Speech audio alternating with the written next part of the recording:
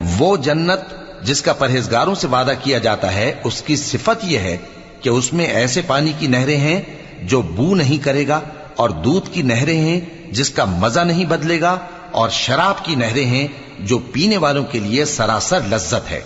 और साफ शुदा शहद की नहरें हैं, और वहां उनके लिए हर किस्म के मेवे हैं, और उनके परवरदिगार की तरफ से मगफिरत है। क्या ये परहेजगार उनकी तरह हो सकते हैं जो हमेशा दोजख में रहेंगे और जिनको खौलता हुआ पानी पिलाया जाएगा जो उनकी आंतों को टुकड़े टुकड़े